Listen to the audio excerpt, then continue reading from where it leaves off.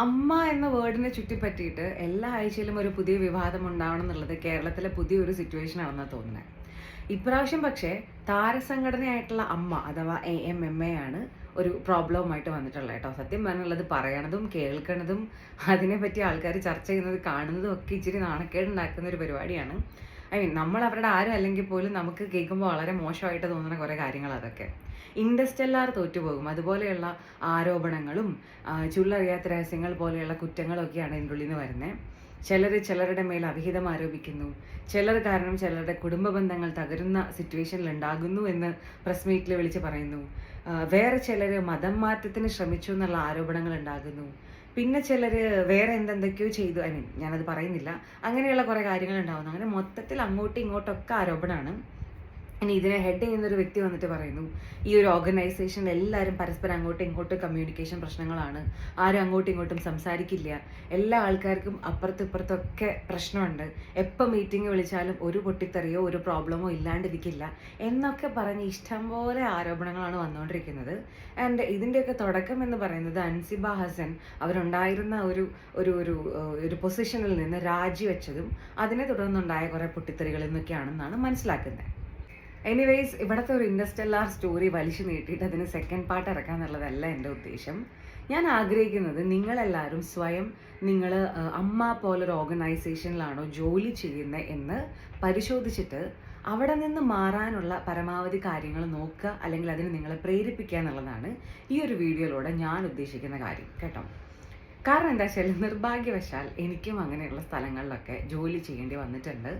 കടുത്ത മാനസിക സമ്മർദ്ദവും നമ്മൾ നമ്മുടെ ഭാവിനെയും കഴിവിനെയും ഒക്കെ ക്വസ്റ്റ്യൻ ചെയ്യുന്ന സിറ്റുവേഷൻസ് ഒക്കെയാണ് അങ്ങനെയുള്ള സ്ഥലങ്ങളിൽ ജോലി ചെയ്യുമ്പോൾ നമുക്കുണ്ടാവുക. അതായത് നമ്മുടെ ജീവിതത്തിൻ്റെ നല്ലൊരു ശതമാനം സമയം നമ്മൾ വിഷമിച്ചും ദുഃഖിച്ചും സ്വയം ഡൗട്ട് ചെയ്തിട്ടൊക്കെ തീർത്തുകൊണ്ടിരിക്കും.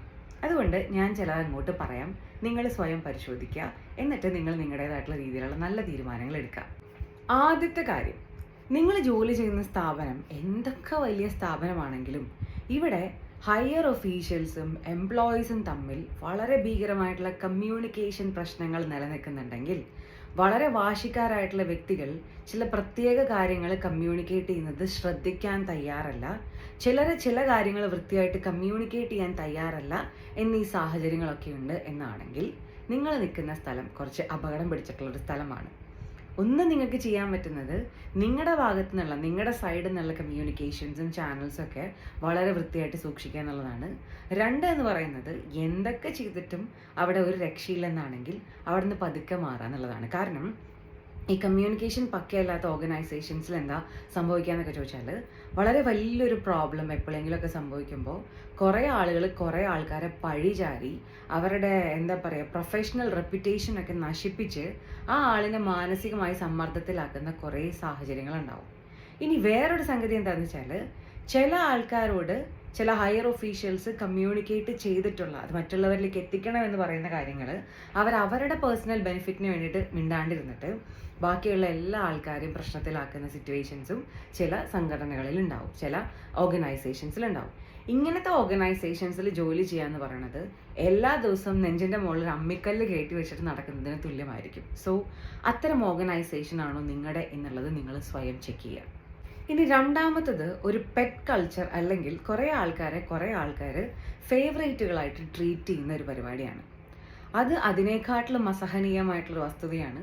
എന്ന് വെച്ചാൽ ഒരു ഓർഗനൈസേഷൻ ആകുമ്പം അവിടുത്തെ പ്രാക്ടീസ് എപ്പോഴും ഭയങ്കര ഫെയർ ആയിരിക്കണം. എന്ന് വെച്ചാൽ നമുക്കൊരു പോളിസിയൊക്കെ ഉണ്ടാവുമല്ലോ, പോളിസി, ഹൈറാർക്കിയൽ സ്ട്രക്ചർ, ഇതൊക്കെ മെയിൻറ്റെയിൻ ചെയ്യുന്നത്, അതുപോലെ തന്നെ ഒരു HR ഉണ്ടായിരിക്കും. ഇതെല്ലാം മെയിൻറ്റെയിൻ ചെയ്യപ്പെടുന്നത് ആ ഓർഗനൈസേഷൻ വളരെ സ്മൂത്തായിട്ട് റൺ ചെയ്ത് പോകാനും അവിടെ അനാവശ്യമായിട്ടുള്ള പൊളിറ്റിക്സ് ഒക്കെ ഉടലെടുക്കാണ്ടിരിക്കാനും വേണ്ടിയിട്ടാണ്.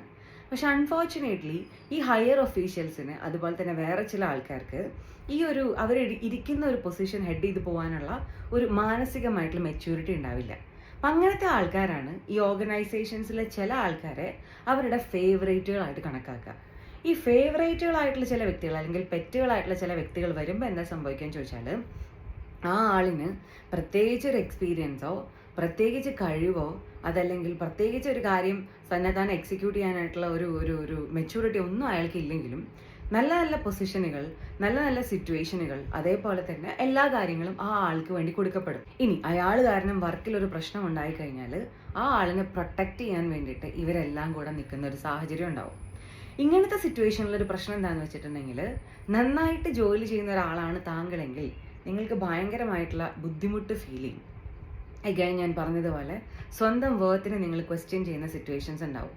മാത്രമല്ല, നിങ്ങൾ വളരെ സങ്കടത്തോട് കൂടിയിട്ട് ഒരു കാര്യം തിരിച്ചറിയും, എന്തോരം കഴിവുണ്ടെങ്കിലും നിങ്ങൾക്ക് അവിടെ വളരാൻ സാധിക്കില്ല എന്നുള്ളൊരു സംഗതി. കാരണം എന്തൊക്കെ നല്ല പൊസിഷനുകളും ഓപ്പർച്യൂണിറ്റീസ് ഉണ്ടെങ്കിൽ അതൊക്കെ ഈ ഫേവറേറ്റുകൾക്ക് കൊടുക്കപ്പെടും.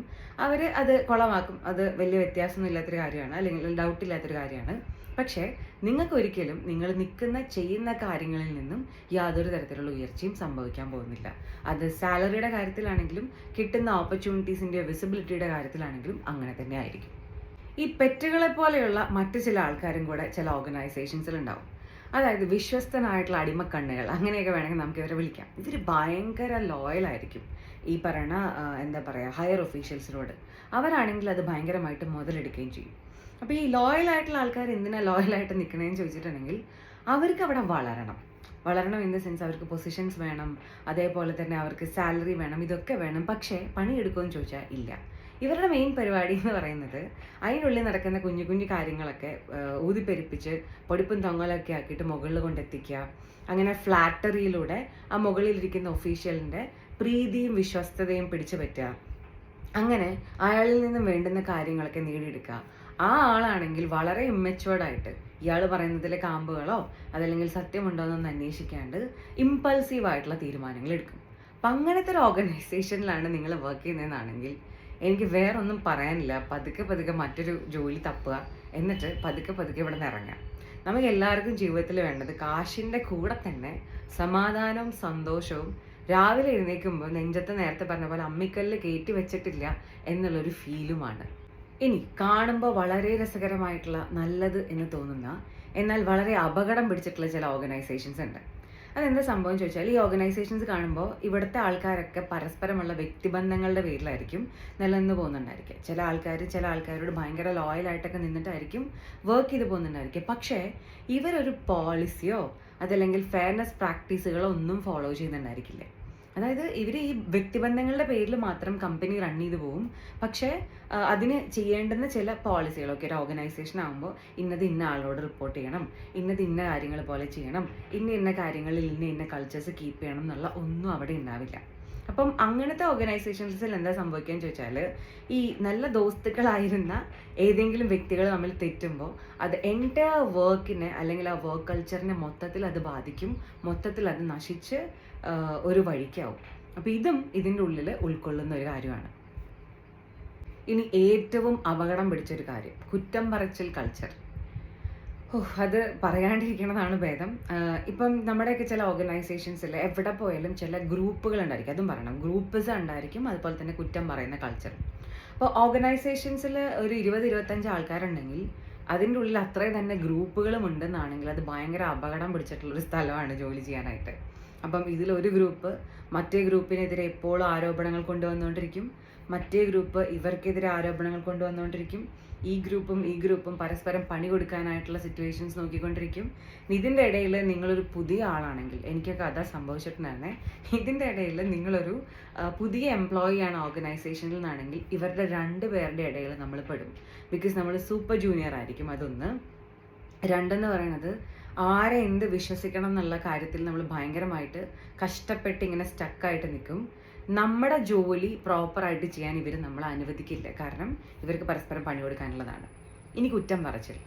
തൊട്ടാ പിടിച്ച ചിലപ്പം ഓർഗനൈസേഷൻ്റെ ഹെഡിനെ കുറ്റം പറയും, ഓർഗനൈസേഷൻസിലെ മറ്റേ എംപ്ലോയീസിനെ കുറ്റം പറയും. അതായത് അവർക്ക് കുറ്റം പറയാനായിട്ട് മേ ബി അവിടുത്തെ ക്ലീൻ ചെയ്യാൻ വരുന്ന ചേച്ചീനടക്കം എല്ലാവർക്കും എതിരെ അവർക്ക് കുറ്റം ഉണ്ടായിരിക്കും.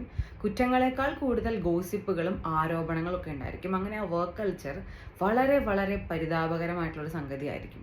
ഇനി ഇതിൻ്റെ ഉള്ളിൽ സംഭവിക്കാൻ പോകുന്നൊരു കാര്യം എന്താ വെച്ചാൽ, നിങ്ങൾ മിണ്ടാതെ നിങ്ങളുടെ പണി എടുത്തു പോകുന്ന ഒരാളാണെങ്കിൽ പോലും ഈ സ്ഥലത്ത് നിന്ന് എപ്പോഴെങ്കിലുമൊക്കെ ആരുടെയെങ്കിലുമൊക്കെ ഒരു ആരോപണത്തിൻ്റെ ഉള്ളിൽ നിങ്ങൾ വന്നുപെടാൻ സാധ്യതയുണ്ട്. കാരണം അവർ നിങ്ങളെയും ആ ഒരു ഗ്രൂപ്പിൻ്റെ ഉള്ളിൽ തന്നെ ഉൾപ്പെടുത്താനായിട്ട് ആഗ്രഹിക്കുന്നു. സോ എനിക്ക് പറയാനുള്ളത്, ഇത്തരത്തിലുള്ള ഒരു ഓർഗനൈസേഷനിലാണ് നിങ്ങൾ ജോലി ചെയ്യുന്നതെന്നാണെങ്കിൽ സ്വയം ചിന്തിക്കുക, പതുക്കെ പതുക്കെ കുറച്ചും കൂടെ ബെറ്റർ ആയിട്ടുള്ള ഒരു ഓപ്ഷൻ കണ്ടുപിടിക്കുക. തിരക്ക് പിടിക്കാൻ ഞാൻ ആരോടും പറയില്ല. കാരണം എനിക്കറിയാം എല്ലാ ആൾക്കാർക്കും ബാധ്യതകളുണ്ട്, എല്ലാ ആൾക്കാർക്കും പ്രശ്നങ്ങളുണ്ട്. കേരളത്തിലൊക്കെ ആണെങ്കിൽ EMI ഇല്ലാത്തൊരു മനുഷ്യൻ പോലും ചിലപ്പോൾ ഉണ്ടാവില്ല. അപ്പം ഇങ്ങനത്തെ സിറ്റുവേഷൻസ് ഒക്കെ എല്ലാവർക്കും ഉണ്ടെന്ന് എനിക്കറിയാം. അതുകൊണ്ട് ഇമ്പൾസീവായിട്ട് ഓടിപ്പോയിട്ട് ഞാൻ ഈ ജോലി കളയാണ് എന്നൊരു തീരുമാനം എടുക്കാൻ ഞാൻ ആരോടും പറയില്ല. വളരെ സമാധാനപരമായി നല്ലൊരു റെസ്യൂമൊക്കെ സെറ്റ് ചെയ്ത് മറ്റൊരു സ്ഥലത്ത് കുറച്ചുകൂടെ സമാധാനപരമായിട്ടുള്ളൊരു സിറ്റുവേഷനിൽ ഒരു ജോലിയെല്ലാം കണ്ടുപിടിച്ച് പതുക്കെ പതുക്കെ പതുക്കെ ഈ ഒരു ടോക്സിക് സ്ഥലത്ത് നിന്ന് ഇറങ്ങാനായിട്ട് ശ്രമിക്കും. കാരണം ലോങ് റണ്ണിൽ ഇത് നിങ്ങൾക്ക് എന്താ പറയുക, ഹൈ BP തൊട്ട് എല്ലാ പ്രശ്നങ്ങളും ഉണ്ടാക്കും. ചിലപ്പോൾ ഇങ്ങനെയുള്ള സ്ഥലങ്ങളിൽ വർക്ക് ചെയ്യുന്നത് നമ്മുടെ ഹാർട്ടിൻ്റെ ആരോഗ്യത്തിന് വരെ ബാധിക്കാനായിട്ടുള്ളൊരു സാധ്യതയുണ്ട്. അപ്പം അതൊക്കെ കൂടെ നോക്കിയിട്ട് നിങ്ങളിരിക്കുക. ചിലപ്പം ഇത്തരത്തിലുള്ള ജോലി സ്ഥലങ്ങളിലെ പ്രശ്നങ്ങൾ നമ്മുടെയൊക്കെ വ്യക്തിബന്ധങ്ങളെയും ബാധിക്കാനുള്ള സാധ്യതയുണ്ട്. സോ പതുക്കെ ഇവിടെ നിന്ന് ഇറങ്ങാൻ നോക്കുക എന്നുള്ളതാണ് എനിക്ക് എല്ലാവരോടും പറയാനുള്ളത്. ഇത്ര മാത്രം നിങ്ങൾ ചിന്തിച്ചാൽ മതി. ചില സ്ഥലങ്ങളിലോട്ട് ജോലിക്ക് പോകാമെന്ന് പറയുമ്പം രാവിലെ എഴുന്നേൽക്കുമ്പോൾ തന്നെ നിങ്ങൾക്ക് സ്ട്രെസ്സാണ് വരുന്നതെങ്കിൽ, അതായത് രാവിലെ എഴുന്നേൽക്കുമ്പോൾ തന്നെ നമുക്ക് ഓക്കെ ഇന്ന സ്ഥലത്ത് നിന്ന് ഞാൻ പോകണല്ലോ എന്ന് ആലോചിക്കുമ്പോൾ സ്ട്രെസ്സാണ് വരുന്നതെങ്കിൽ ഉറപ്പായിട്ടും അത് നിങ്ങൾക്ക് പറ്റിയൊരു നല്ല സ്ഥലമല്ല എന്ന് നിങ്ങൾ മനസ്സിലാക്കുക.